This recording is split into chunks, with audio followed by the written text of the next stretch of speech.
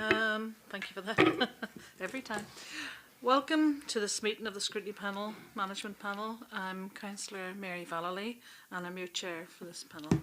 I'd like to draw your attention to the following: housekeeping safety information. If the continuous fire alarm sounds, please evacuate the room and the public gallery by the stairwells. Do not attempt to use the lifts. Now today, please assemble at the turning point at the end of King Henry I Street, not in our usual Queen Victoria spot because of the ice rink, so that's just round the corner off to the right. In order to comply with the fire marshal regulations, if you signed into the Guildhall, please remember to sign out when you leave the building after today's meeting. Live web streaming, please may I draw your attention, everyone, to the fact that this meeting is being live streamed, and a reminder that all participants please use their microphones when speaking. Once you finish, please turn them off again. Members of the public are permitted to record the meeting on the understanding that if it neither disrupts the meeting nor records those stating explicitly that they do not wish to be recorded. Please be advised that the public seating area is not in view of the camera used by the webcast this meeting. Is anybody here not wanting to be recorded? Okay, thank you. Any apologies for absences? I think actually we're all here.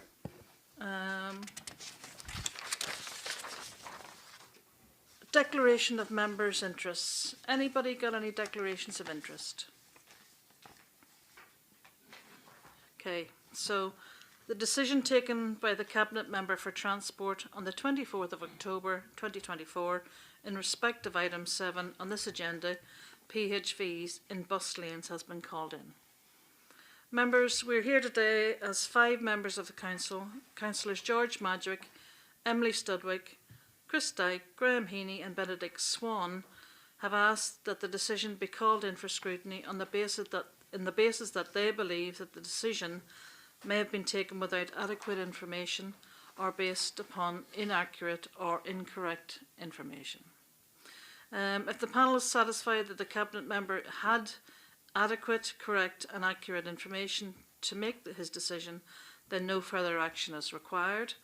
The matter ends and the decision is effective immediately. If the panel is not satisfied on these grounds, the panel may refer the matter back to the Cabinet Member for reconsideration, setting out the nature of its concerns that is to be addressed in conjunction with the original matter. So the procedure will now be we will follow is as defined within the Constitution and set out in Appendix 5 of the report, page 37 of the agenda. Okay. The presentation of the call-in by Councillor George Madrick, lead call-in member. Councillor Madrick, please can I have you to present the reasons and grounds for the call-in? Thank you, Chair. I appreciate it. So hopefully all members of the committee have received a copy of my call-in request documentation, have had time to read that. So, as I say, I'm not going to sit here and talk about the reasons why I feel the decision was wrong in its substance, because that's kind of irrelevant today, but I will be explaining why I believe that the decision was made without the adequate information and without the with inaccurate and incorrect information. So, just looking through my sheets that I submitted, on the second page, as I say, it states in 8.2 of the report that the Cabinet Member was making a decision on. It states that there was no clear evidence demonstrating the benefits of expanding the PHV trials to further lanes.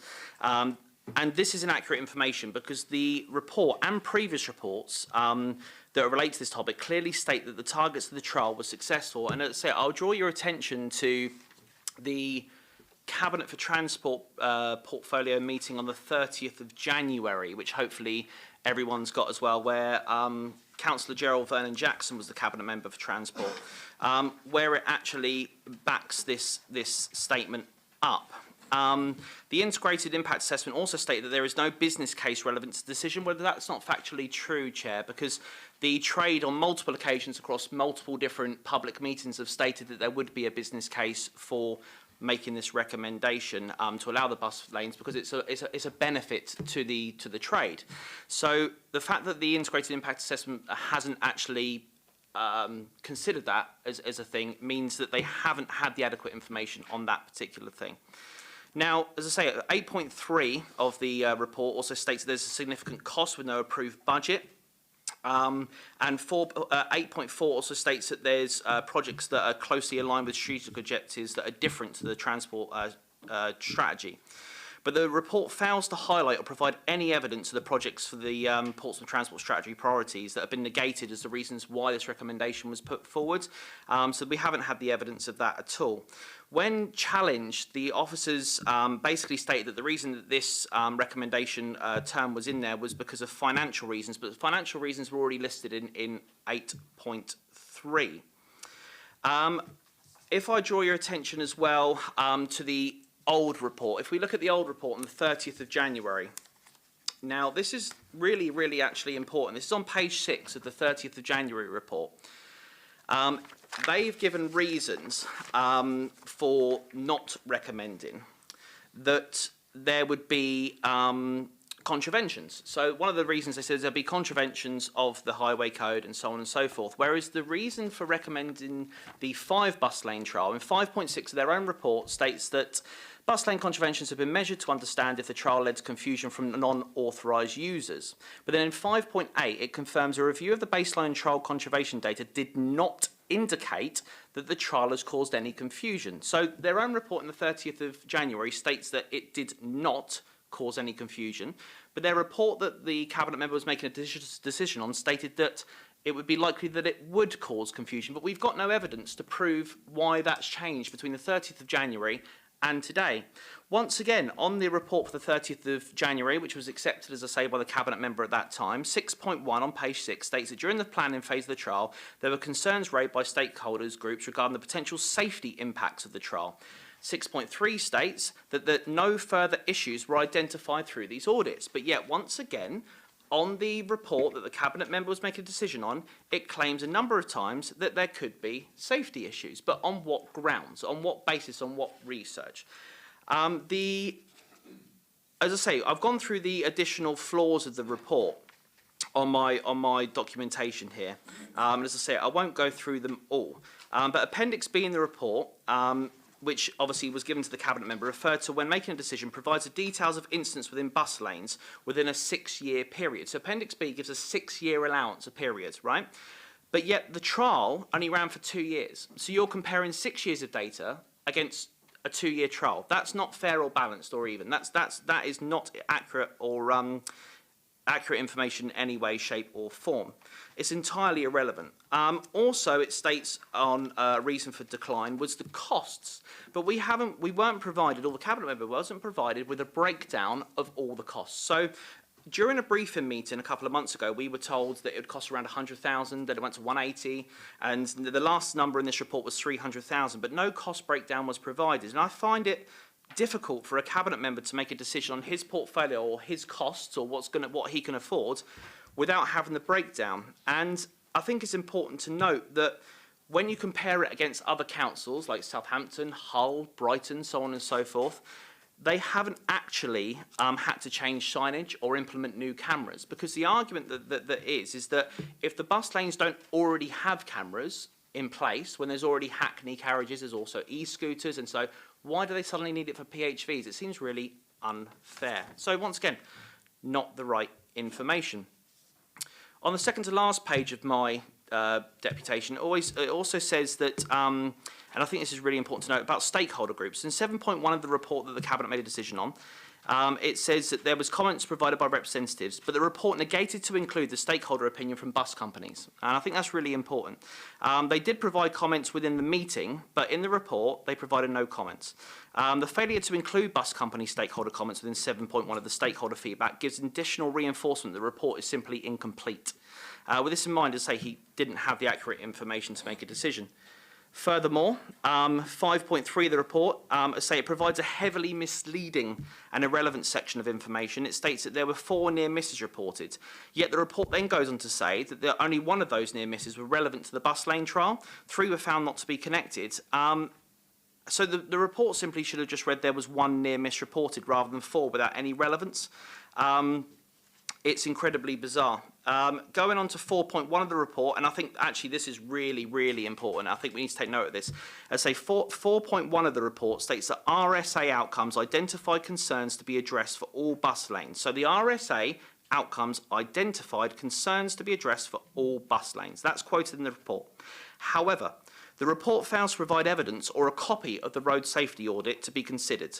So with this in mind, the Cabinet member did not have the adequate information to make a decision because the RSA wasn't in the report for the opposition members to scrutinise or for the Cabinet member to scrutinise.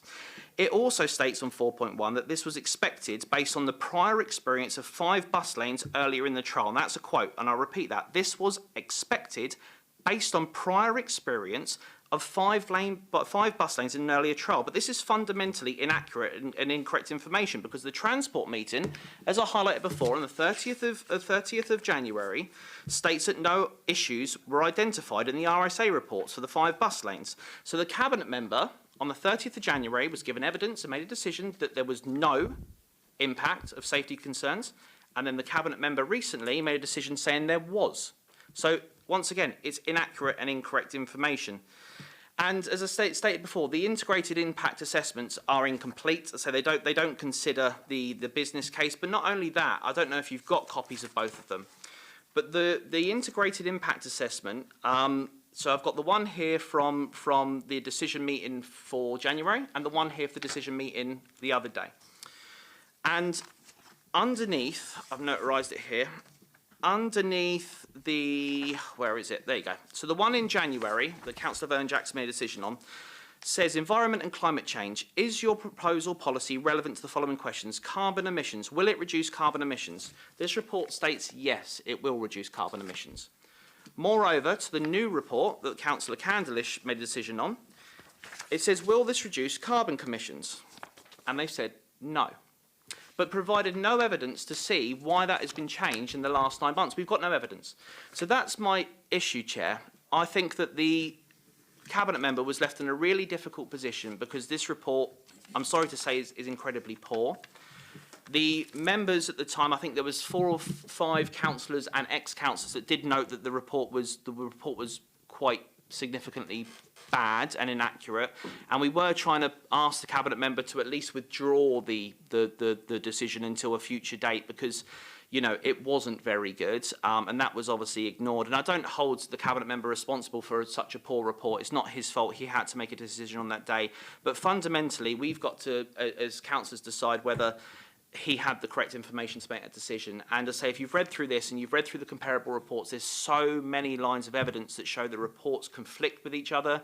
On one report, it's used as evidence to support the bus lane trial. On the next report, it's used as evidence not to support the bus lane trial. We haven't got legal implications, because one of my arguments would be about the cost is the legal implications. Do we need all these things? We don't have a breakdown of the costs. We don't have a breakdown of whether we legally need all these things. So I just think the report is incomplete. And for that reason, the Chair, I think it was really inappropriate for the Cabinet member to make such a decision on that day. And I really wish he would have withdrawn it, taken it back, re-looked at it, worked with opposition members, worked with people to find out what we needed from a report, and then resubmit it at a future meeting. I think that would have been the sensible thing to do. As I say, I don't hold the Cabinet member responsible for it because it isn't his report and it is really bad. But I'll leave it there. If there's any questions at all, I'm happy to answer it. But thank you for your time. Thank you, Councillor Madgwick. Questions, folks?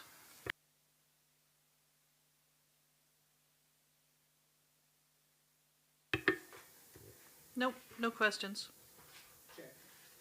It's not specifically a question to Councillor Madgwick, but I'm just thinking a couple of questions that might help for members, because we allow hackney carriages to use bus lanes, but we don't allow taxis to use bus lanes. So I wondered if someone could explain, because some of us do transport and some of us don't. So could they explain why there is a difference? And also why it refers in the report, which one am I looking at? I think it's the last one, the October report. It says that 5 of our bus lanes don't allow hackney carriages. So could someone explain the reasoning behind that, maybe the legislative background to that, so it's better understood by members? Who could explain that? Gerald? Is it Councillor Gerald Vernon Jackson? Is No, that I think possible? Gareth is much better able to do that. Very brave man.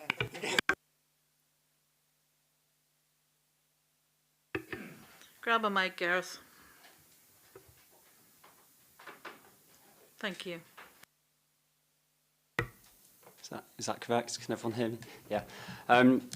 So it's a historic reason. So the allowance of hackney carriages goes back a long time, and it's only been more recently that private vehicles have been looked at. I was looking at this again a lot, as you would expect, over the last few weeks, and until I think it was 13 years ago, there wasn't even a kind of an authorised sign in the relevant guidance to allow private hire vehicles to be used. It used to be that councils needed to apply for a kind of special exception to the general signage guidance if they wanted to allow private hire vehicles to share it, whereas hackney carriages had always been in there.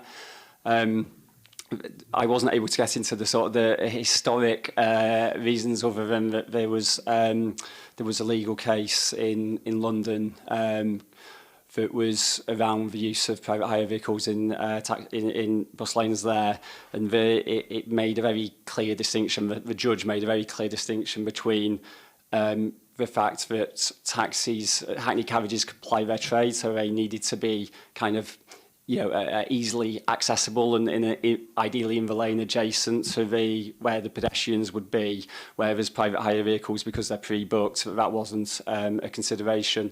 So that seems to be as far as I could find in a modern legal distinction between the two.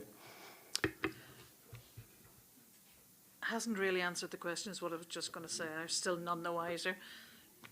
Councillor Vernon. So the five, as I understand it, are Furs Lane, the M275, Ferry Road, the link between Southsea Esplanade and St Helens Parade, and the ocean at the end of the lane. So the last two are just where buses gather to drop people off or to pick up, and so the Furs Lane one is too narrow to have passing traffic, so it was just for buses. I don't know about the Ferry Road one and the M2. I can't remember the reason for the M275, but there is a logical reason why those five are just buses and buses only. Yeah, good. Thank you, Simon. Yes, the park and ride. I was just going to say, Councillor Bosher, you're the granddaddy of the of the group. Most reports. Do you remember anything about this?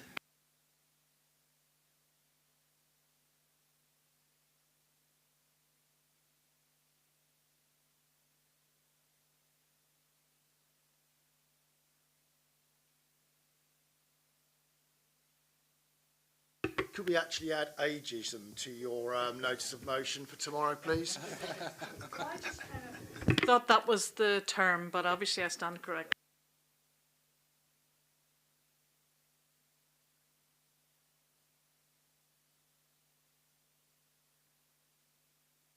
Questions? I've done it myself again, so sorry. So if we don't have any more questions, can we move on to the Cabinet Member? Councillor Candlish, please. Oh, Councillor Kadir, Yeah, sorry. Just on this cost estimated 300,000, this is reports. Have we seen any reports on that? It's an internal report. I haven't With seen any. respect, I think that's for That's part of the the problem. Cabinet Member to outline whether he's Nice. received that information. And no doubt he'll address that now. Which he would be happy to do so were he to get access to the microphone and the floor. Shall I Go through Peter. my statement, and then we can see if there are any questions arising thereafter. So firstly, I thank Councillor Madgwick for taking me through his long document, although I did note at the beginning he said he wasn't going to, but since he related to nearly every single point in it, I think I probably will have to feel the same obligation to do so. But let me start off by actually introducing myself. So my name is Peter Candlish, and I am the Cabinet Member for Transport for Portsmouth. My job is to keep the city moving forward in transport terms, in line with the published strategies and policy of the Council, and obviously within the parameters of the law. It is not to favour one group over the other, but to consider the whole transport mix and to resolve potential issues and set priorities when required at a given point in time. So, I was making a decision in October 24. So the question is, in October 24, did I have adequate information to make a reasonable decision? In coming to think about making my decision, I want to explain the frame that I go through, because Councillor Madgwick in his deputation was kind enough to say that I'm a man who relies on facts and logic. So I had a frame that I use to make these kind of decisions. Firstly, I start what are we allowed to do within the scope of national law and precedent, and that's where we've already touched upon, differences between hackney cabs and public hire vehicles, which the public perceives as all taxis, but actually they have very separate legal identities and possibilities. I think even the Councillor Madgwick also managed to include scooters within his report as well at some point. But, all of these things have a place, and I have to think about all of them. The second thing that I use is national guidance. So the Department for Transport provides information to councils which we hope is a consolidation of kind of best practice and learning over time. And they have given some rulings in respect of bus lanes, which we'll come to in a minute. And then the third element is we also need to give consideration to the local circumstances. There are some things we can choose to do or not to do within Portsmouth.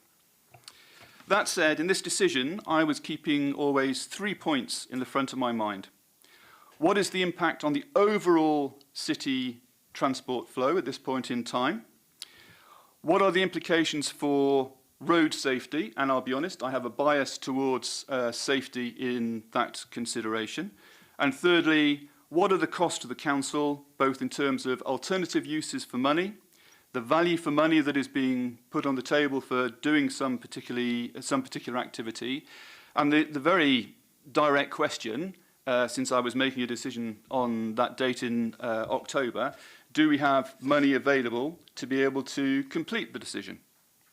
So, as I hope this review will show, I believe that I had adequate and correct information to make a decision, and to assert otherwise is to stretch the facts a little bit.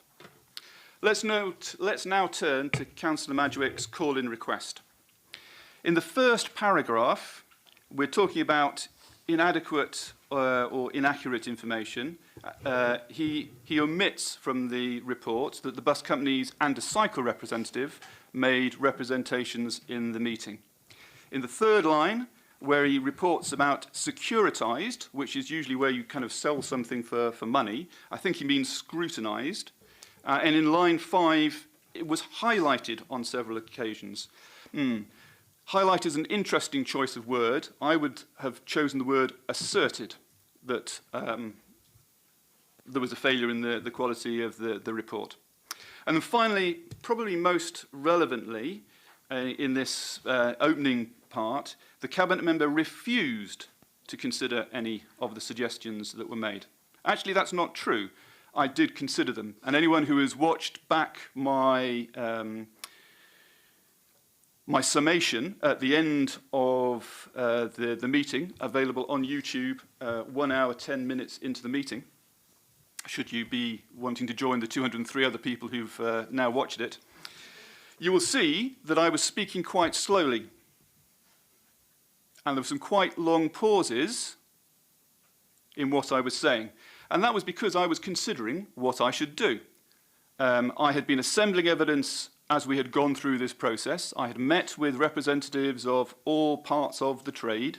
I had read the officer's report. I'd actually read some other information around this that wasn't in the report, which I did off my own bat. And then in the meeting, there were several points raised, some of which I acknowledged during the meeting, and 2 suggestions were made. At the end of the day, as the Cabinet member responsible for making a decision, and that was helpfully pointed out to me in the meeting, that I was it wasn't thank you, George, for noting the language was incorrect in 8.1, where it said Transport Committee report. It is actually a Cabinet decision meeting for Transport. I decided not to take either of those two suggestions forward because I thought I had enough evidence to go through. If I now look through some of the points that were raised, 8.2, there is no clear evidence demonstrating the benefits of expanding the PHV trial to further bus lanes. As I think I said during the meeting, honestly, the evidence base, the hard evidence base for this decision is actually quite limited. There isn't a slam dunk argument in either direction, certainly based on the information available. There are no large-scale studies about the impact of putting PHVs into bus lanes. Within Portsmouth, we have the 5 bus lane trial over a limited period. There are reports going back to 2011 considering this issue, and it's clear that, to be honest, you can look at the information in several different ways. 8.2 goes on to make some assertions around what the PHV trade might do in the event that a decision was raised to expand the number of bus lanes that go through this. It is possible they might do that. They might not. My understanding is that they have certainly said this would contribute to their decision to come back. But there are other factors involved in their decision as to where they locate. I believe that the reason they choose to register in places like Wolverhampton is because, bluntly, the registration fee is lower and the standards that are required of the vehicles are lower. So there are other factors. But nevertheless, even if that were true, that is a licensing problem. This is a transport decision. So I did think about that implication, but I did not see it as compelling. Furthermore, if we really want to go down this route, and as an ex-economics student, I quite like doing this kind of stuff, we could actually really be asking ourselves about, should we be looking at the wider economic consequences of making differences to putting public hire vehicles into bus lanes? Because there are 12 million bus rides made each year. If we start to disrupt those in even a small way, that might have a bigger or smaller impact versus a change by what we do with the taxis. I don't know. That information isn't available. We all have to speculate, but as the cabinet member responsible, I have to make decisions in these meetings. 8.3. There is a significant cost with no approved budget identified. I agree with the wording here. The challenge within this reason is the word significant. So let's put aside whether the figure is 300,000, 250,000, it doesn't matter. To me, all of these are significant sums of money. I don't take the spending of council money lightly at all. So I actually need compelling positive evidence before I will commit to the council to spend money. 8.4. There are projects which are more closely aligned with the strategic objectives and policies of the Portsmouth Transport Strategy. So I think that is true, frankly. The LTP4 strictly has, as one of its main strategies, the improvement of public transport. I acknowledged in the meeting that I actually see the public hire vehicles. I'm sorry. Thank you, Emily. It's quite a difficult and intimidating moment facing this type of accusation. I apologise for getting the wording wrong. Let me simplify and call them taxis, because, to be honest, that's what everyone talks to them. Okay. I can see the meeting doesn't like me making that differentiation. I will revert to trying to get it correct and say private hire vehicles, or even better, PHVs, and then I won't make a mistake again.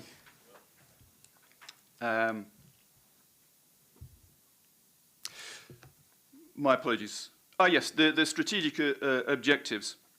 So, when challenged on this, the officers responded that the issue was finance, and that is definitely part of it. But But at the end of the day, the officers recommend, the cabinet member decides. And in my mind, there are many competing priorities for the money that goes into transport. And I was not convinced by the end of this process that spending money to enable the PHVs to get into bus lanes was the highest of those priorities, particularly at a time when the council's budget is under such stress. 8.5. 8.5, I believe, is actually citing the Department for Transport's own recommendations around these matters, where it says that introducing PHVs can significantly increase traffic flows, therefore acting as a deterrent to cycling, whilst also increasing the risk of conflict. So let's deal with those two key words. Deterrent. It is very hard to measure deterrence. As I put out in the meeting, I am both a cyclist and also a car driver. So I understand that bus lanes do offer a level of protection to cyclists. And cyclists are one of the groups that we are trying to promote within the overall transport strategy. And therefore, this is a factor that I have to bear in mind. The second key word in that quote from the Department of Transport guidelines is conflict. Now that's actually Department for Transport speak for accidents. It's not people shouting at each other, it's about accidents. So although it is possible for councils to enable PHVs to go into bus lanes, it is by no means supported by the Department for Transport, and it's up to each individual place to make their own choice. Further down, it talks about no further issues were identified through these RSAs, that road safety audits. So the key word here is further. So the previous reports, and there have been 4 or 5 of them over the years, have identified that things need to be done to enable public hire vehicles, private hire PHVs, to be allowed into bus lanes. No further issues were identified, and therefore, rather than the redundant act of attaching a bunch of road safety audits, which we don't normally attach to in totality to every single report that we do, it is only ones which have a significant relevance which are brought forward. They were not included. They were conducted, they were done, they were challenged, but they were not included in the report.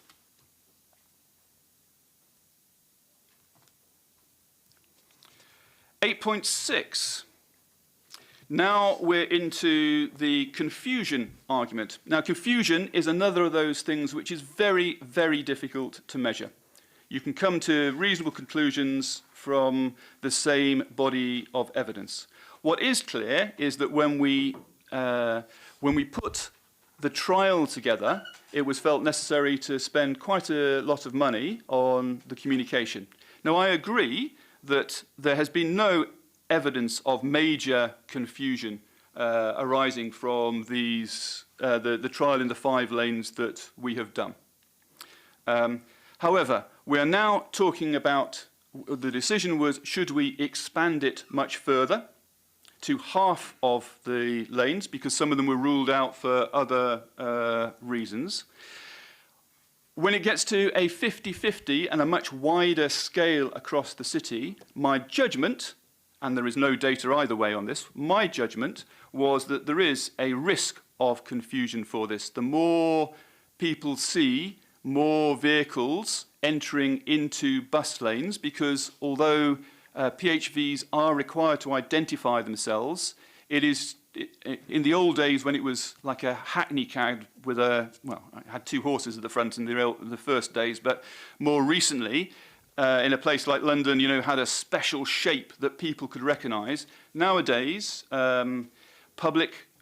private hire vehicles look more or less like other cars. So if you're just driving about the city and you saw those types of vehicles, some people might become confused. And the more places we do this, the greater the likelihood is of this.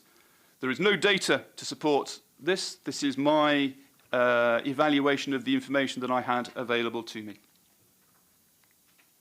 Sorry, Chair, does the 39A appoint in these type of meetings, Peter Bell? Can I do a point of order? Just clarification of points, 39B, if that's all right. Yes, you can do that. Perfect, thank you. Yeah, I just want to clarify what the Cabinet member was saying within 8.6 there.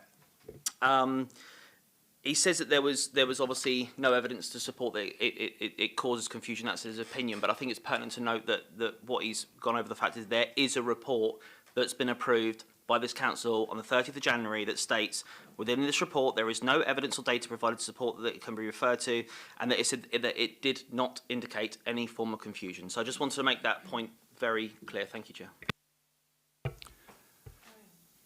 And I will also, in return, make clear the point that actually that was for 5 of the bus lanes of the 32. Would you like to give me a percentage on? Would you like me to work out the percentage of that? Or would you like to do it yourself? I don't mind. You can work out the percentage if you'd like, Cabinet Member. I mean, my point merely is sorry, my light is on. Yeah, so's mine. My light is on and has not gone off. You've asked me a question. Let me respond, please. No, I was making a statement. Guys, it was a can you stop rhetorical it now? question. Please, please stop. You want to reply? You want to reply to your answer? Yes, carry on. All I want to say, Chair, thank you, is that the decision you were making on the evidence of this bus lane trial was put in your report. So the own report puts this evidence within it. I didn't put that in there. The report puts it in there because it was using that as a reference. That's all, Cabinet Member. And it is correct information. So it is a further important factor to consider. I considered it. And the reason and the context in which I considered it was that we are thinking about moving from 5 out of 32 to 16 out of 32, and logically we would, if we had gone to that stage, when eventually money became available, you would expect us to be rolling it out across the whole of the city to everywhere that was possible. So, going back to inadequate or inaccurate, there is as much information as has always been available on the point of confusion, because it is not something which is susceptible to providing information. And it is neither incorrect nor inaccurate. I had to use that information to make a judgment. We then move into a section headed Additional Report Flaws. So now we're into the really fun stuff of maths and statistics. So the longer the period, it is a general rule in safety analysis that the longer the period you have to analyse, the better. In fact, the guidance is 3 to 5 years is ideal. So the fact that we had a longer period of base data to use, but only a short period of trial data, to me was a weakness of the available evidence about the trial, not about the evidence base that went before. And I will come back to that when I finish about actually the decision I made. The second issue with road safety is a problem of the nature of the beast, which is that road safety accidents are infrequent, but I hope we would all agree, severe and undesirable when they happen. So the absence of a problem over a relatively short period doesn't preclude the possibility that it could be more common if we had a longer period of time to actually study it on. So the precautionary decision I took was to give relatively low weight to the safety data that emerged from the 5 out of 32 trials for a limited period of time, in the hope of avoiding severe but rare accidents which the statistical data wouldn't yet be showing up. We then come into the costs. So I accept that the cost breakdown was not showed in the report. Indeed, most of the reports we put out don't show a complete line-by-line breakdown of the costs. The costs did build up across the course of certainly my contact with this as a project, as we further gathered evidence and understood better what was going to be required or should be done alongside doing this activity. But as I've already said, whether the decision was about a 300,000 cost or a 250,000 cost, truthfully, the same views, the same angles should have been taken, have been taken by myself. I had seen a breakdown of the cost at a more granular level. It was just the final report for that came in slightly after the report was published, and I don't feel it was a major absence from the decision on the basis that I made it. Then we come into a section in which we have the free staff time. So the assertion is that since we have the staff already, we have the officers working already, they can just magically do this additional work of rolling out to 11 more bus lanes. That assumes that we have a huge amount of slack within our officer team. Now, that is not the case. They are working on many, many projects. So to do this project, I would either have to stop them doing some of the things that they are already doing, or I would have to find some additional funding to enable me to support additional officers.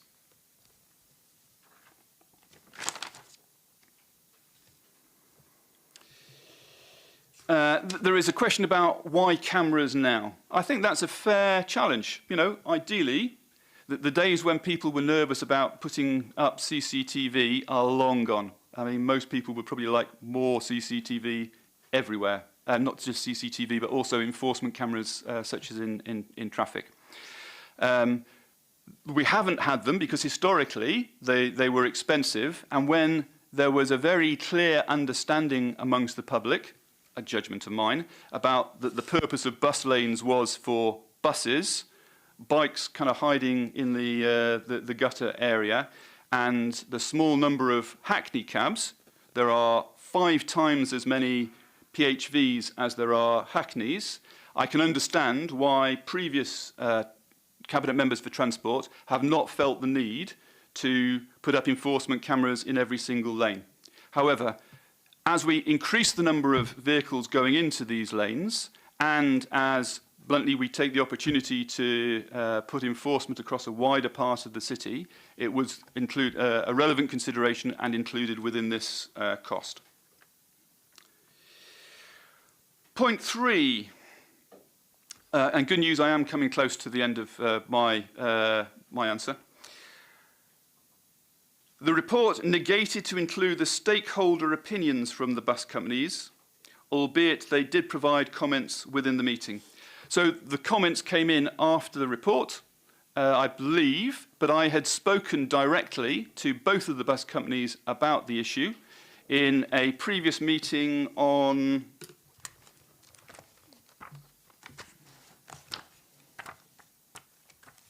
forgive me for failing to go through. In a previous meeting to discuss transport issues where we spoke to stakeholders. So I knew what their position was. And then ultimately they did provide their deputation.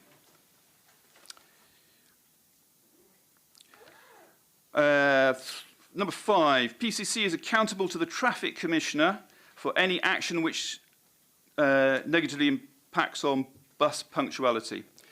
So this is a truth. It is accurate, and it is something that I was definitely thinking about. This is one of the key areas of consideration. So I think it is entirely right that it was in there. The data we have been provided in previous reports shows there is no negative impact on bus times. So again, I could rehearse the issue about limited numbers of small trial, different circumstances, but it is not the case that it is inaccurate or incorrect.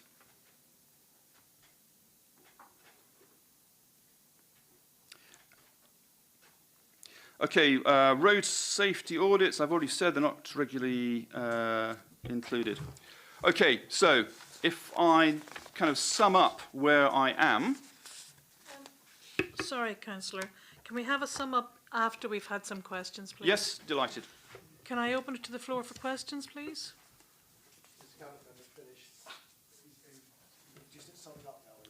I would sum up. I've gone through, I tried to put some context around how I was making my decision and why. I've tried to answer the questions that were raised in the report and to explain why I felt that I had sufficient, adequate information and that the information I received was not incorrect. So yes, I would now be summing up. Can I have questions first and then give you an opportunity to sum up after that, please?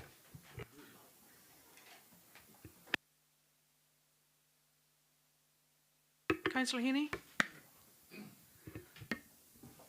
Can I thank Councillor Candish for that very detailed response? And I'm going to concentrate very much on the on the reasons for the recommendations. Excuse me. 8.4 talks about projects more closely aligned with strategic objectives. So could you tell us, the panel, what is the current policy of the administration regarding private hire vehicles in bus lanes? What is the policy?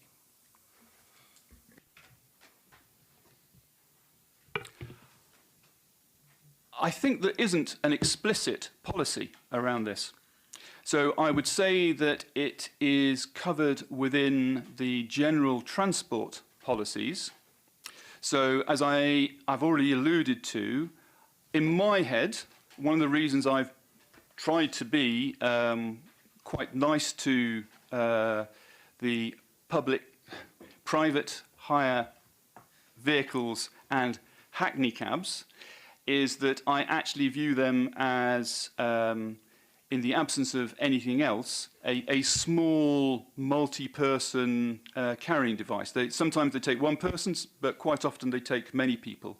And in that way, you may view them, and I think I mentioned this even in the public meeting, you could view them as a form of minibus, and you could view minibuses as a form of public transport when one of the policies of this administration is to try to reduce the number of trips made by private vehicles with single occupancies because of the issues that raises in terms of congestion, parking, air quality and other assorted issues. Yeah, thank you. I mean, I think, am I correct in saying that until 2021, when former Councillor Stagg agreed to a trial, the policy of the council was not to allow PHVs in bus lanes? That was the policy, is that correct? The honest answer is I believe so.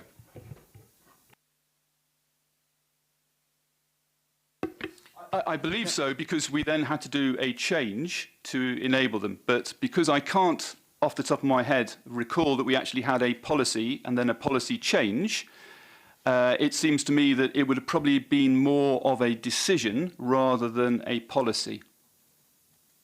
Councillor Vernon Jackson, have you anything to add to this? So I wasn't the cabinet member who brought in the initial trial, so I think you'd have to ask Councillor Stagg. Fair enough. If it helps, Chair, from 2015, there is a document which I did go through, which says we ought to, which says retains bus lanes for buses, bikes, and hackney cabs only. That is 2015. That is from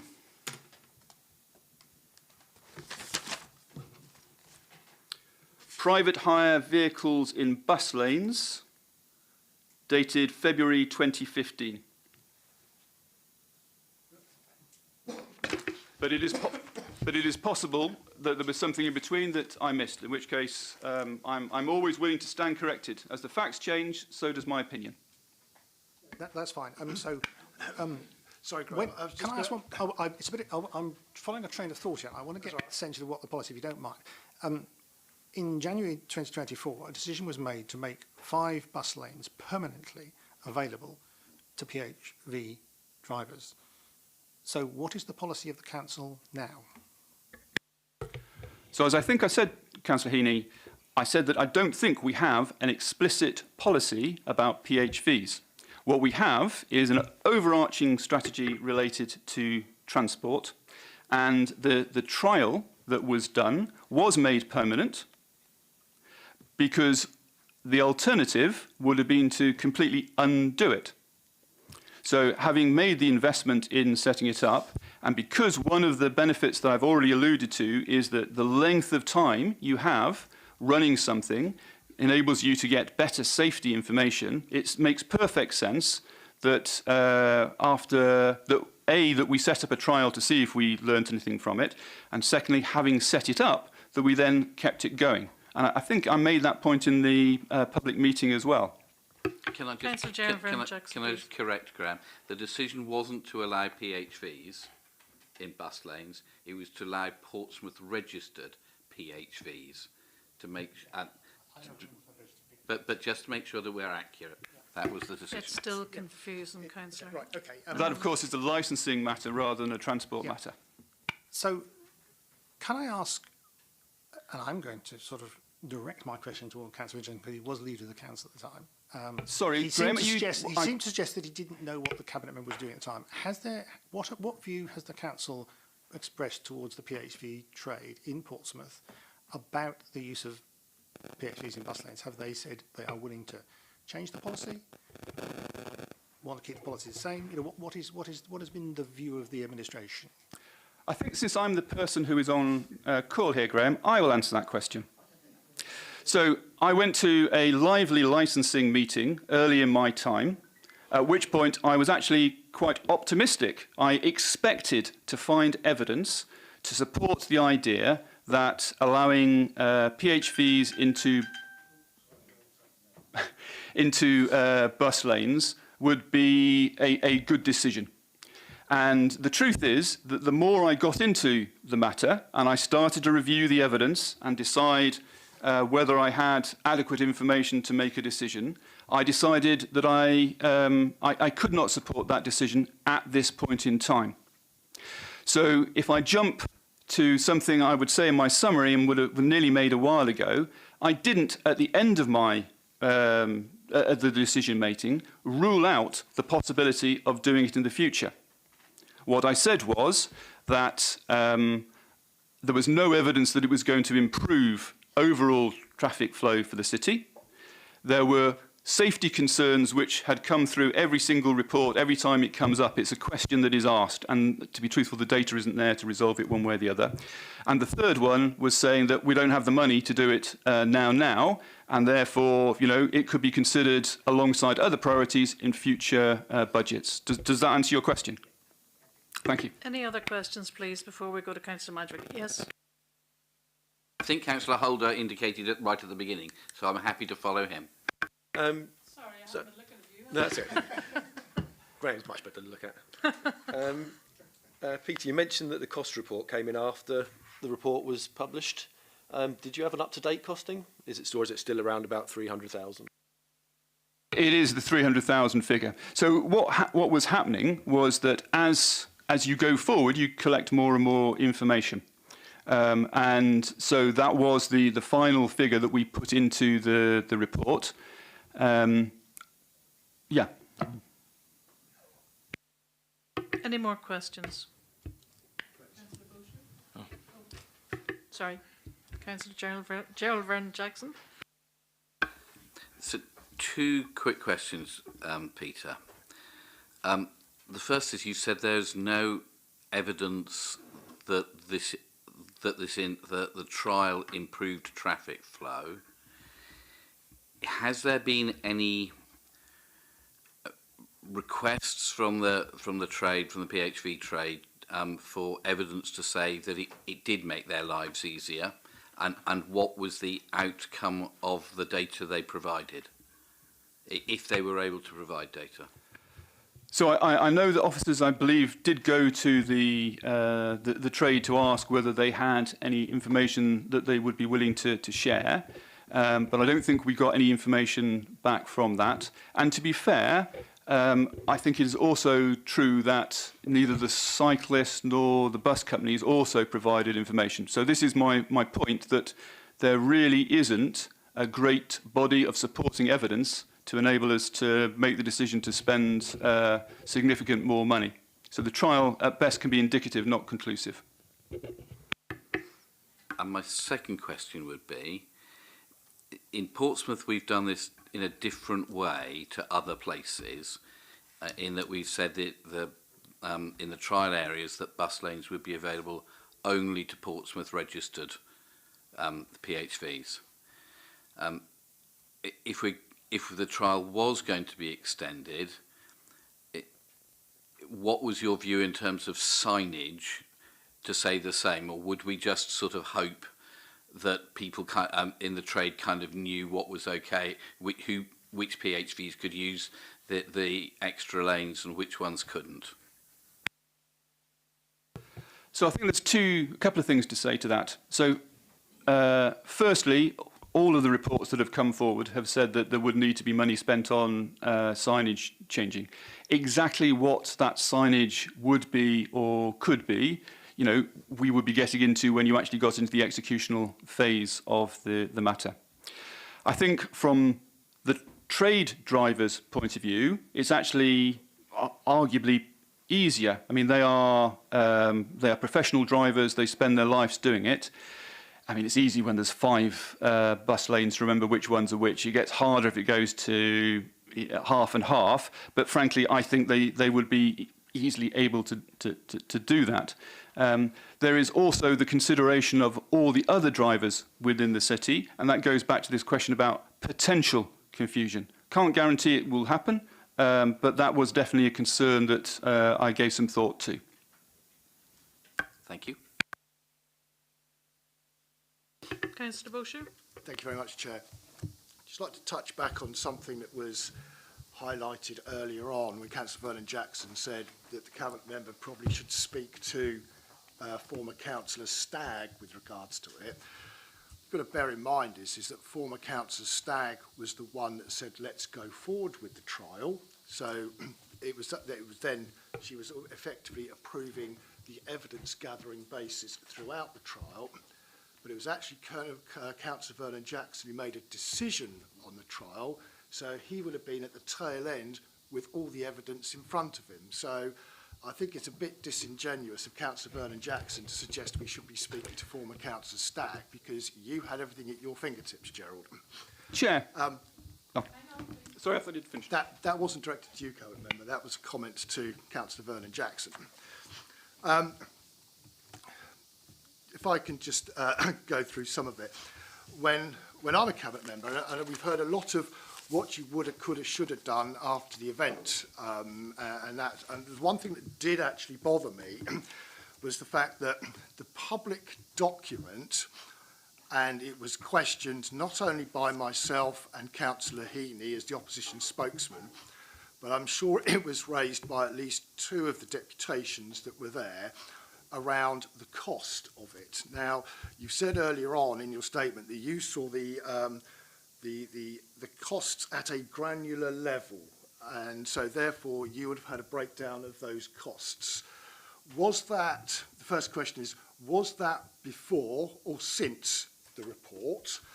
And secondly, if it was before the report was out, why did you not ask for that information to be included within the actual body of the report itself? So, a few things there. Truthfully, Councillor Bowsher, I think I'm the one who should be answering the questions here, since this is my report that's being called in. The second thing, you talked about after the event. Actually, what I've said is not after the event, it will be kind of enduringly after the event, because things like the question on are people confused? I mean, honest to God, we could spend hundreds of thousands of pounds on market research and still not really know the answer to that question. Ultimately, that sort of thing comes down to a judgment. Then you came to the question of granular. So what is granular? I did not see down to the last penny the expense, nor should I expect to do so. What I did see before the event was a breakdown within broad headings, and I interrogated those costs, asked for their comparison versus other places and other times we have done these types of exercise, and they seemed reasonable to me. The report did not have that information in, but it doesn't always. I often am approving transport decisions in 6 figures, frankly, for building new road crossings or other things, and we have a single line within that. It is not something we go through in the public domain every time we make a decision. Can I ask for a point order 39B? Just going back to Councillor Bosch's point, the initial question was where the original decision came from. Councillor Stagg was the correct answer. As Simon has suggested, I then made the decision, having that piece of work started, to approve its implementation. So the two things between start and finish are different and at different times and made by different people. But could I then ask Councillor Candlish something? You referred to a 2015 report. Can you go back to just tell us what the policy was, the policy statement there about PHVs in bus lanes, or what bus lane usage should be? It said... With your microphone. Thank you. So since I've been asked this question by Councillor Heaney already, it is not a policy, but the recommendation was that the Cabinet member retains bus lanes for buses, bicycles and hackney cabs only. And can I ask, did the Cabinet member disagree with that?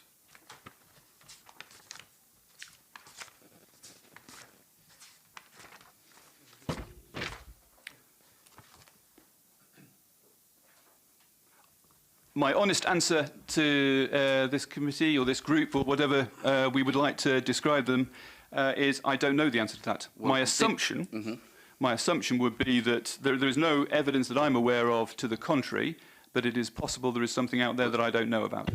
It couldn't have been, because if the trial started by Councillor Stagg was to introduce them, a logical conclusion must be that they weren't in before that time. Would you agree with that logical conclusion? Sorry, go back. If Councillor Stagg started a process for looking at introducing PHVs into bus lanes, the logical conclusion must be that before 2021 they weren't. That was the policy, yes. Yes, and Councillor Eanes agreed with me. And so that's the logical conclusion. Can I ask, who was the Cabinet member in 2015 who decided not to allow even a trial of PHVs? If I might be a little bit rude and not answer the question at this point, to be honest, I don't know, and I'm not really sure how germane it is to this, because I was being asked to make a decision in 2024, and I give greater weight to the most recent evidence and less in going further and further back. I think the person who made that decision is probably sitting on this committee now. This could be entirely true, but I wouldn't like to speculate on those things. Point of order 39A. Councillor Vernon Jackson is alluding to me. I was the Cabinet member in 2017 to 2018, so I would ask him to withdraw that comment and apologise. Oh, terribly sorry if it wasn't you. I'm glad that that you kept to your policy then and didn't even look at a trial. Okay, Chair, folks, if I can answer Can I take you back to the call-in? We're not in a debate here. You know, we need to get on and finish up before the end of the day. Has anybody got any more questions? Yes, just to Peter.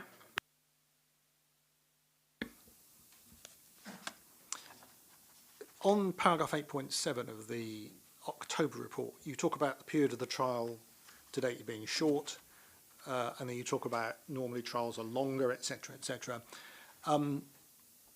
Was there any attempt to get information from other local authorities that run PHVs in bus lanes, i.e. Southampton, for example, and wouldn't it have been helpful to have that information presented to give a comparison so we have a longer period of trialling what happens? Because clearly what happens elsewhere does have some relevance, and I just wondered if that information was sought or used or should have been in the report. The information was sought. but to be honest, there wasn't a great response from the. There's a process by which all local authorities or all councils are consulted, and there really wasn't a big response back. So there wasn't like a database of things to compare to. From individual people's knowledge, they had views that some councils did one thing and some councils did another. So Southampton, Brighton, what was the other one? Thank you. I put on one side, there are others on the other, but I didn't feel that was a big enough. I didn't have an evidence base to really use that or put that in a report. And of course, the most important consideration is always, you know, what do we do here? What are our circumstances here? And you know, our circumstances here are that we are more reliant on the buses than we are on any other form of transport within the city other than private cars. That we've had a big grant and programme of improvement with more to come, and that is succeeding. And so, you know, year on year up, we're up 20%. We've got 12 million trips in the last year. These are all good things to be talking about. So what other places do, I give greater weight, just as I said I gave greater weight to the things that happened in the immediate past than in the far distant past. I give greater weight to things that I can see happening within our city and the circumstances of our city than I do to other places. It is a fair challenge. And I respect the line of inquiry, but we tried and we didn't get anything meaningful from it. Thank you, Councillor. I'd like to open another question. Go on. Sorry, question to Peter about 8.2 is saying about the PHV drivers coming back to the city. Do you have any information how many that we're looking at they might come back? No, it's speculation. I mean, my personal view, is that if I rank the decisions of lower regulatory standards, lower price and access to a few more bus lanes, I think the first two are the bigger issues in terms of repatriating more PHVs to Portsmouth. But that's a personal view. Yeah, but we are here to make a decision on some of the issues is in the paper, so we must have more evidence to support that. Yes, we can. There is no evidence. It is, as is in Councillor Madgewick's report, the PHV trade have said that it is something they want. That's why they are passionate advocates for doing it. And I believe them, and I can understand why, from their perspective, that they would want to go down that route. Is there a number that I can cite to you about how many would come back? Absolutely not. For the reasons I expressed earlier, I think the number that would come back because of this decision is actually relatively small. But that's not my bag to do. Okay, folks. Councillor Madgewick, would you like to make any summing up, or? Yeah, I'm happy to, Yeah. Chair. I'll keep it brief. I think I'll try. Yeah, we all want to go home. I just think that it's important to remember, and I don't mean to sound patronising, but we just need to determine whether there's even been one incident here of inaccurate or adequate information. We don't need to prove 20. We need to prove one singular part of inaccurate or inadequate or incorrect information. And I would just like to highlight members to, as I say, number 6 on my statement about the RSV outcomes identified. Because there was no road safety audits that we know they exist, so they have been excluded from the report. So it would have been sensible practice to include them, because you can't say you've got adequate information if you know that they're there. He's admitted they exist, but have not included them in the report. So quite simply, you haven't had the adequate information. So I think that one puts that to bed. 8.6, I'll highlight that again, has the potential to cause confusion amongst road users. The report actually stated that, but in the same report, it did say there was no evidence or data provided that it can be referred to. And it does say that there has been no confusion caused, so it's conflicting information. The other thing I'll say is that obviously 8.5 states that that can significantly increase traffic flows by their working as a deterrent. However, the same thing says that the trial did not result in negative outcomes arriving. It's inaccurate and incomplete. And just going back onto what Councillor Candlish has said today, he's openly admitted today that the costs that he had were not an itemised breakdown. He didn't view an itemised breakdown. He said in his own words that he just had headlines, and nobody here can tell me you can make a informed or accurate decision based on headlines. I would expect, sorry, Councillor Candlish, if you're making decisions on the council's taxpayers' money that you've said you're so passionate about, I would expect you to have an itemised breakdown to make a decision rather than just headlines. And you've also admitted just before then that you didn't know whether it was or wasn't a policy, and you couldn't give the answer between 2015 and 2021. Once again, you've admitted you don't have the adequate information to make an informed decision. So, as I say, this really isn't personal. It's just whether you had or hadn't got the adequate information. I think it's easily proven. I'm sorry, but the report wasn't good enough. It's not personal and incomplete. It's not your fault the report wasn't adequate or provided enough information. But to me, this is bang to rights. But thank you, Chair. Thank you. Councillor Candlish, would you like to do a summing up briefly, please? I will do so, and I will try to also keep it quite brief. So we've now moved on from a 5-page dossier to hoping we find one small error somewhere in the thing. Road safety audits are not always included. Sorry, just point of order 39B, because that was really rude. Just to clarify, I wasn't stating, Councillor Candlish, that there was only that I was dismissing the report. All I'm saying is that the panel here today only need to find one of those 20. They can find all 20, but they only need to find one. I wasn't dismissing the rest of the report. So later in my summation, I was going to talk about the real world of making decisions. It is often the case that we are forced to make decisions with incomplete information. Sometimes the information is not possible to gather. For example, in terms of things like whether people are confused whether some hypothetical event has occurred or not.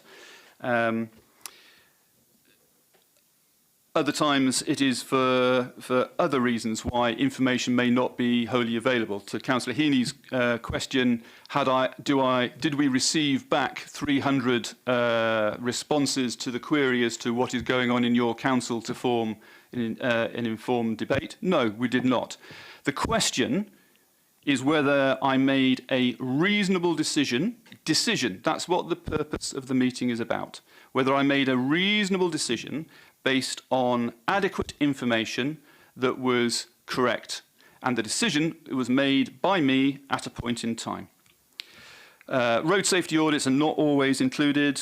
On the cost headlines, the budget for transport is in the millions of pounds. It is just not credible to look through to the pennies involved to determine a cost. And anyone who has run a significant organisation knows that that is the case, and that you rely upon your officers to put the information together, and then you interrogate those numbers to determine whether they appear reasonable to your judgment and to the habits and practices that you have seen elsewhere. I did that. There is illusion discussion of what was happening and what the policy was in 2015. Honestly, maybe it is wrong of me, but I care much less. I made a decision in 2024.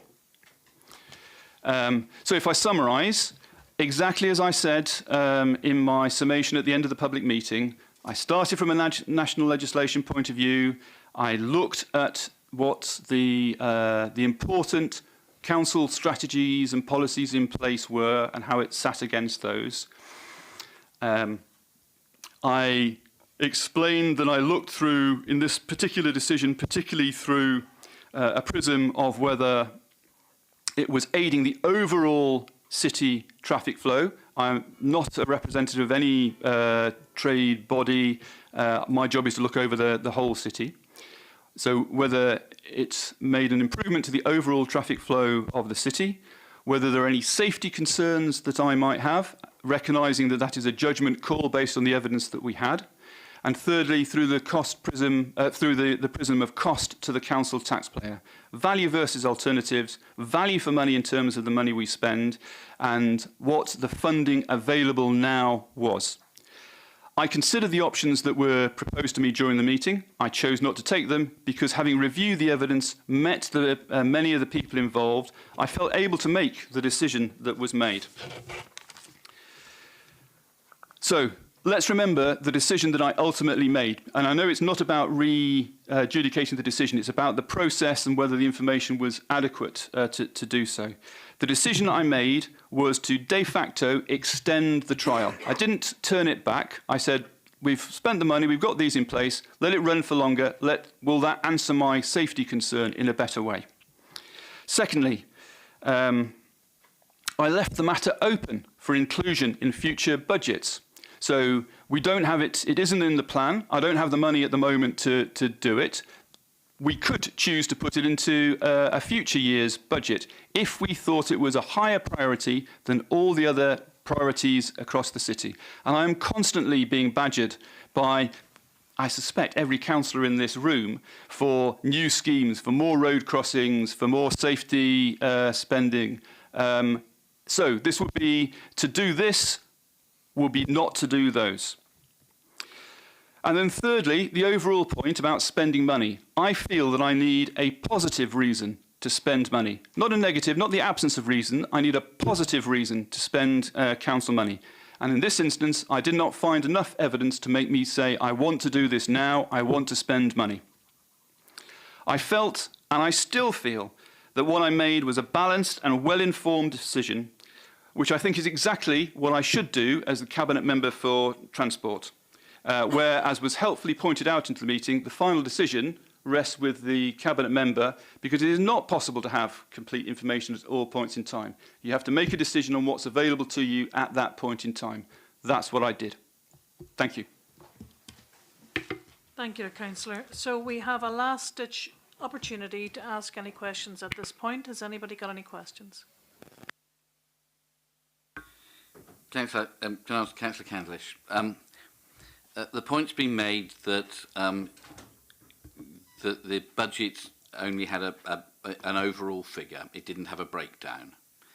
And you've responded that that's the normal way of doing the normal way of a report coming through. Would you agree with me that an example of that is our budget discussion, where for the spending of £5 million, there is one sentence to justify that, and that all councillors unanimously supported it on that level of information? I don't know the instance to which you're specifically referring. It was Shore Power at the port. Okay, and it doesn't really matter, but I think it is an excellent example of how we are forced to make big decisions without necessarily reporting all of the detail that lies behind them. Anyone who runs a large, responsible organisation has to do so through their officers and through challenging the information they provide. You cannot go down in every single rabbit hole and look down at the price of every single cost. It is not feasible. My transport budget runs into millions. I do not have the time, even if I gave it 24/7, to be able to do that. I would just not reach the end of that budget before the next one started. Therefore, we have to work on the basis of headings and summaries. Thank you, Councillor. Any more questions? I think we've heard everything now. Would you agree? So we have a choice, folks. Either we take no action or we send this back to Cabinet. Those are our options. So we'll take a vote. Those in favour of no action, please raise your hand. Oh. Are we not allowed to maybe put some reasons or how we think about this? Because Yes, we haven't really done that. we certainly will need to have but, some reasons. Yeah, so, sorry, go ahead. Done that yet yes, so you're far. right. So I'm in a other hurry. people might want to do so. I mean, I'm not sort of putting myself first to speak. If somebody else wants to speak first, Go ahead, Graham. okay, right. Let's go for it. This has been very interesting. I mean, I've listened quite carefully to what Councillor Cavendish has said, and clearly, from my perspective looking at this, and I've sat on transport for a few years now, is that there's obviously been a bit of an attempt to change policy, because originally the decision was not to use PHVs in bus lanes, and now there was a move to do it, and we've approved a partial use of that. So we've effectively got a new policy now, which is partial, and the indication on the recommendations is that we would look at doing that at some future date. I think the concern that I have is going back to the reasons for the recommendations, because this is really the sort of nub of it for me. What were the reasons for the recommendations not to proceed? The first point, 8.1, says the January 24 report said the trial of allowing PHVs in Bar 5 did not have a significant impact on the metrics being monitored. So I went back and looked at the original report that set up the trial to see what were the benchmarks set up for running a trial. And all it really says is monitoring of accident data relating to cyclists, bus service providers and PHV service provide journey times, junction performance, park enforcement to do pre-trial and trial data, air quality monitoring. And the results that have come back, and the evidence that we have in the report, is that effectively the accident data hasn't shown any serious problem. I mean, there have been no serious increase. The providers of buses and PHVs don't appear, from what we have been told, that there has been significant either reduction in journey times or increases in journey times for either. That there isn't problems with junctions, being blocked up or whatever. Parking enforcement don't seem to have had a problem. Although we have taken out, I think it was Commercial Road, and it might cause some confusion, that one didn't prove to be a problem because the report here says that very specifically. And the air quality makes no difference at all, because basically the PHV drivers are driving around the city anyway, and they are not actually adding to put air pollution in the specific areas where the bus lanes are. So from that perspective, I think what you have is a no detriment result for the trial. There is no detriment. But the 8.2 then goes on to say there's no clear evidence demonstrating the benefits of expanding the PHO. Well, that's not what the trial was set up to do. You didn't say we have to have positive results for this. So in a sense, you're sort of changing the benchmarks before you after the trial's been done. I don't think that's something really you should do. And it mentions other cities like Southampton and Brighton that appear not to have any positives in the program, which is interesting, because what I was asking for was, have we got any negatives? I mean, we seem to have found the positives. There aren't any, but we don't seem to have found the negatives. So we've obviously asked the question, because Southampton would be my classic example. I mean, obviously, it's the closest neighbour. Have they had higher accidents because a lot of their all their bus lanes have PHVs in them? What's their experience over the period of years they've run it? I mean, I think it'd be really useful. Maybe they're reluctant to give it to us, but we have got some data from them. There is a significant cost with no approved budget. That's right, there is a cost. I raised a question which is not entirely relevant for this debate, but the costings we had in two of the reports were actually different. They said the total cost, so the estimated cost of the trial in December 21 was 110,000, and when it came to July, the finance report said the cost to implement the scheme is around 56,000. Now, when I asked that question, I was told, oh, no, it's the two figures added together. And I said, but that's not what the report says. So the information we have, the public information, I'm sure Councillor Cavendish may well have had different information, but what is in the public domain in the Finance Director's report is not accurate. It's not clear. It should have said, and the trial is going to cost an extra £56,000 from what the December report said. So there is not accurate information in the report, but that's not necessarily a reason for turning it down now. I think it's something I've taken up separately and will continue to pursue. And you've had an email from me about it as Chair of Governance, because I think it's an important issue.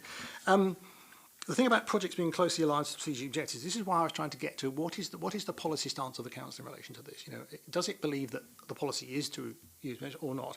Clearly there will be a priority issue about where it sits, but that's what I was trying to get to. The Department of Transport's local transport note is obviously interesting. It's a guidance note, and it says allowing taxis and motorcycles, not bicycles, but can significantly increase traffic flows. Well, it can, but it may not. It's advice note. It's not a factual statement of the work they've done, isn't it? So the other thing is to then look at the potential to cause confusion with if we extended the bus lanes. On a sort of what-if basis, you could say that, but what has been the experience of the trial? And I tend to go on the evidence that I have in front of me rather than speculating about what might happen in the future, because these assumptions, are they right, are they not? The evidence we have before us is that there hasn't been confusion. The point of the trial is to see if there is. And of course, you can stop the trial at any point. And the 5 bus lanes trial that we had was always done predicated on the basis that if we identified a problem, we could stop it dead, just like that.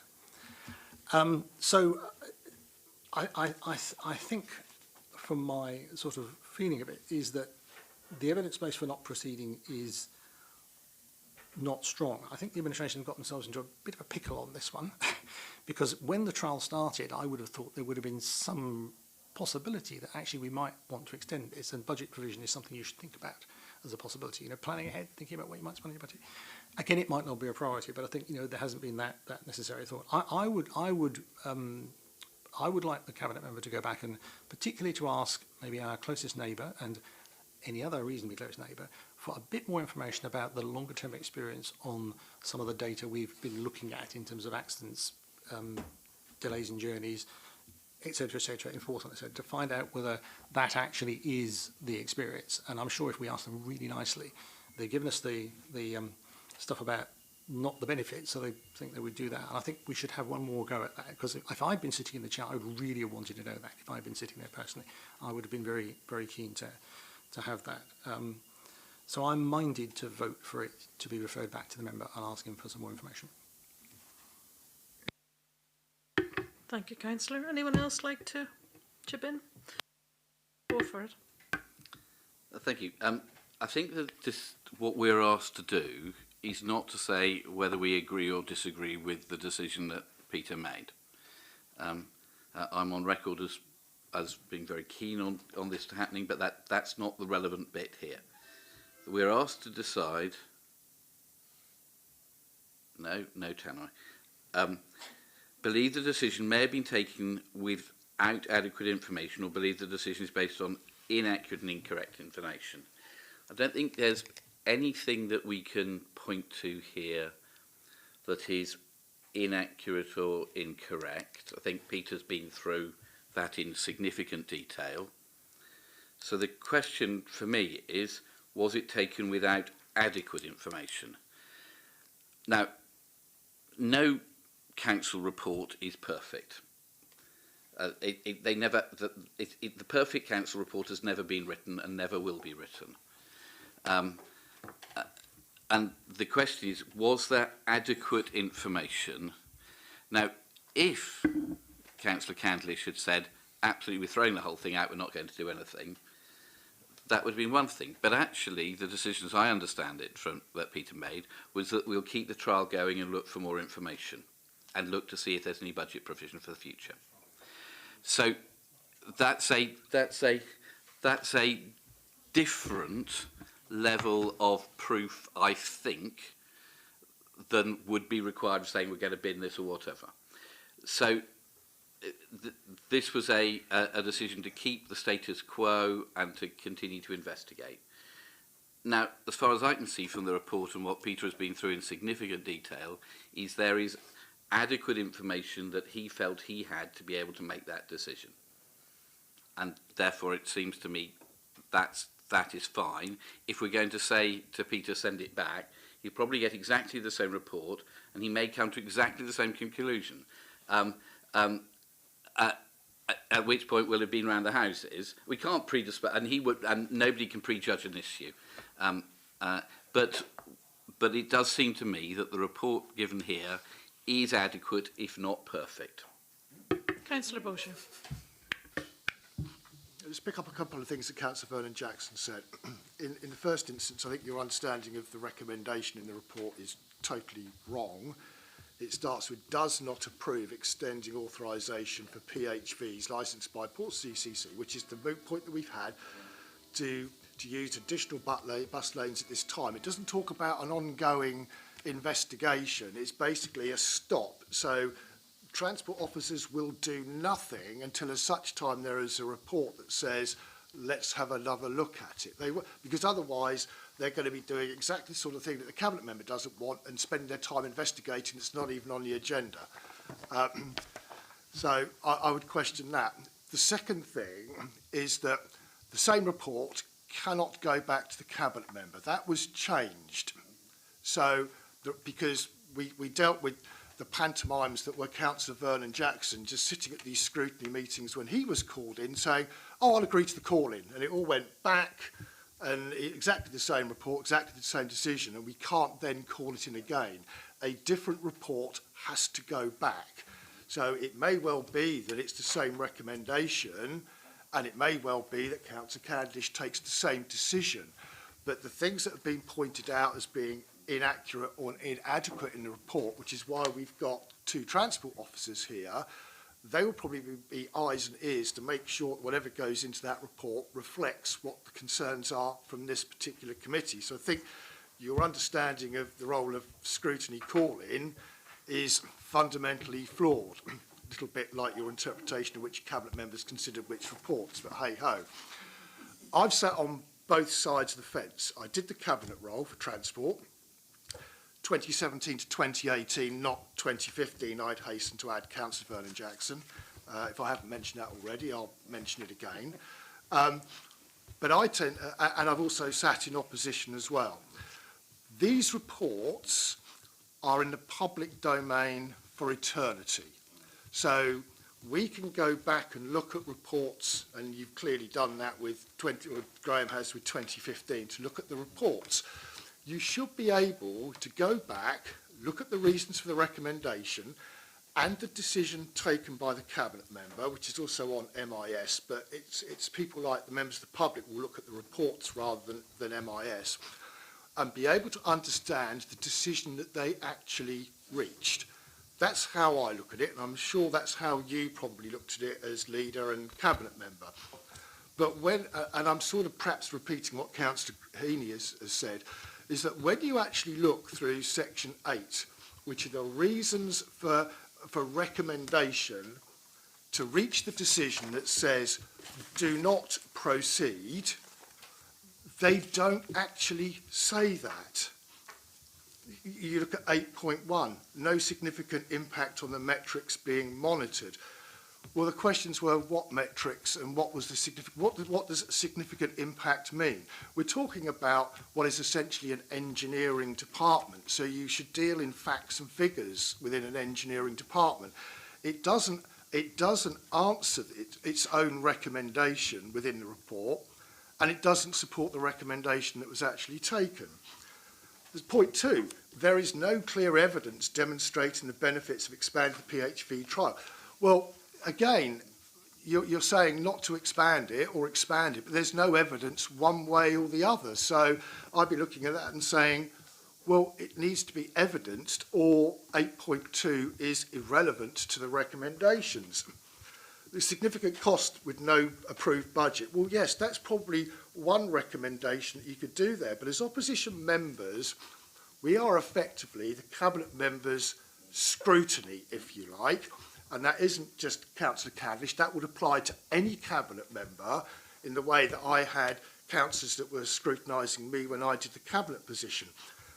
But as a scrutiny, and I asked a question, and Graham certainly asked a question, and some of the deputations asked it, was explain the £300,000 that we're actually talking about.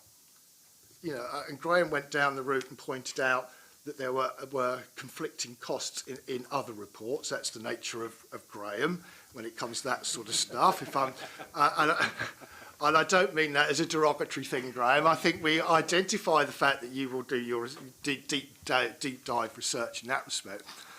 But when those questions were actually asked, there was no answer as such that was coming from the officers to back it up, to say, well, this is where it comes down. And unfortunately, we've since heard that there's been a granular breakdown, but that wasn't actually shared. Now, if I put myself as in the position of a member of public or a representative of the private hire vehicle trade that says, where are they getting that figure of £300,000 from? Because that's the question we asked. There's no evidence to back it up. So my argument is that the significant cost is inadequate because it's not gone into any particular detail. 8.4, projects are more closely aligned with the strategic objectives and policies of the Portsmouth Trade. So there are projects. Well, I asked the question, which projects? And I never got any answer to that. Again, what is the relevance of that particular recommendation? I'd argue that there's no recommendation in there. I would have expected the usual cut and paste one that comes out about improving air quality that we get with just about every scheme, but actually it didn't feature in this report, ironically. Department of Transport, again, talks about causing significant increase of risk of conflict. We've heard in this report and the previous report that there has been no conflict of such. That sort of brings in a separate issue the fact that when we're talking about cyclists, we're talking about reporting what's perceived to be near-miss data. But when it comes to traffic flow involving vehicles, decisions are made based on actual historic incidents. And that can be sometimes used in favour of a decision, or it can be sometimes used against a decision. But we've seen both sides of that particular fence when it comes to it. There is an argument that says, why don't we actually look at near miss with vehicles at particular junctions, but we don't record that information to the best of my knowledge. Felicity Tippery might correct me, but I'm certain I'm correct in that we only do it for cyclists and not for vehicles. So that doesn't make any sense. And then we actually look at what we've perceived confusion. We've had a lot of debate around 8.6 as to what confusion amongst road users. We've heard clearly, because you made the decision, Councillor Vernon Jackson, based on there is no confusion, to put 5 in permanently. But all of a sudden it's now popped up again to say there is confusion. So we have conflict between two reports here when it comes to 8.6. And again, I would argue that there is inadequate evidence, probably because we've been searching for a definition of what confusion actually means here. And I think we actually went through that in the actual transport meeting as well. So when you actually look at it, 8.6 doesn't feature there either. So we did this in the meeting, and we've sort of done it again now. We've gone through what is clearly reasons for the recommendation, and you can either question the validity, the lack of evidence, or whether they should actually be in there for all of them. Arguably, the only one, bluntly, would be no approved budget and it's going to be expensive. Now, that would have been one reason in its own right to say, let's do it. But even then, there would have been questions as to break down the cost, please, give us a view. And, you know, we have the same, and I might just diverse a little bit here, if I may, Chairman, in so much that we regularly have voice scooter meetings. I'm glad Councillor Magic Senior's not here, because I just mentioned scooters.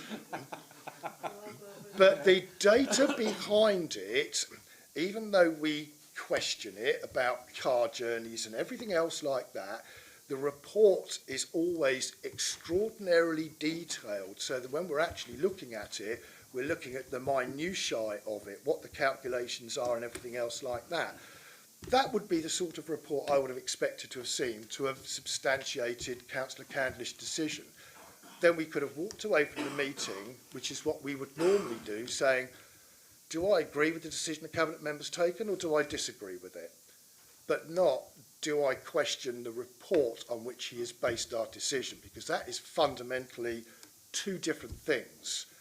And you also got to bear in mind is that Councillor Madrick Jr. has put forward reasons to call something in that which would have been checked by the city solicitor to allow this meeting to take place in the first place. And I'm sure, knowing the city solicitor, if the reasons put forward were rubbish, that is probably the word he would have used. It was certainly in public.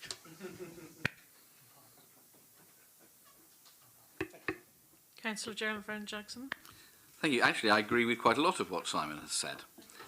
And So you're going to vote to send it back then? And it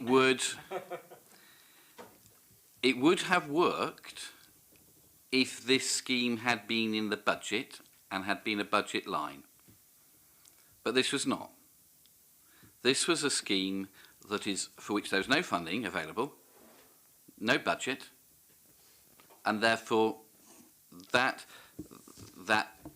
area of logic falls because this is something new for which there's no money. And I think that's a really big issue. I think we have all been very clear that what we want to do is something that is supportive of PHV drivers who register in Portsmouth, and that's why we have to do signing that is different for other people to say this is for PHVs registered in Portsmouth only, so that people know. And that means, so if you have more of them, there is an area of confusion. If, in the council's budget, we all voted for something for 17 times the size of this, with one sentence of justification. We voted £5 million to do shore power at the port. And it was absolutely the right thing to do.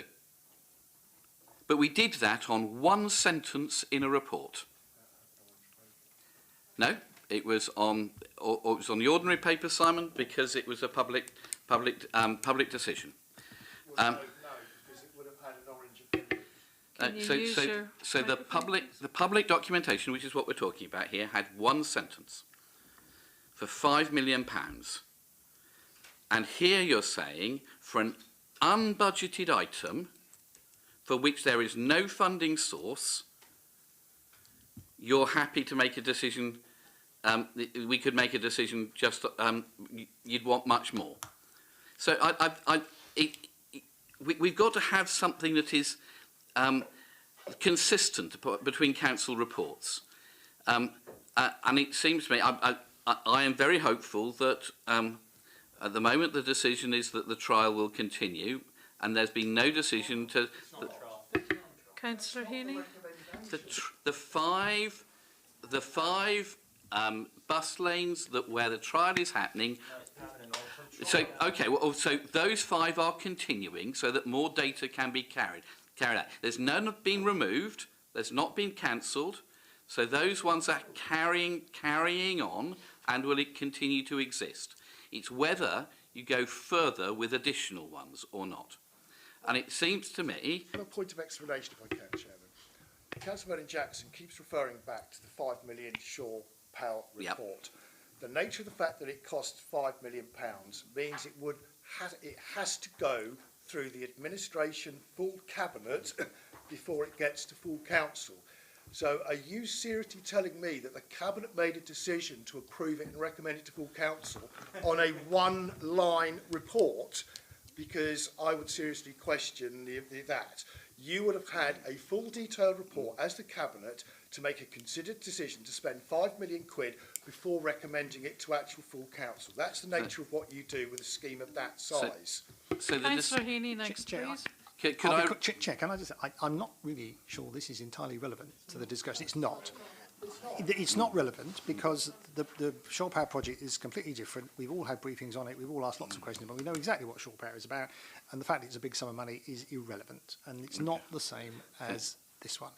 Now, I think I've got my sort of standing on the line.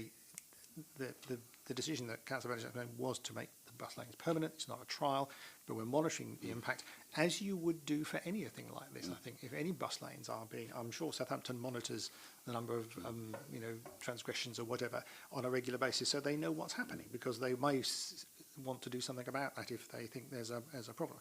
So that's perfectly valid, and but we do have permanent bus lanes now, so that is the situation. I mean, that's really all I wanted to say. I just think we should begin to go to a conclusion. Yeah, I think it's time for the vote. Can you put your thing off? Thank you. Okay. The first option is to do nothing.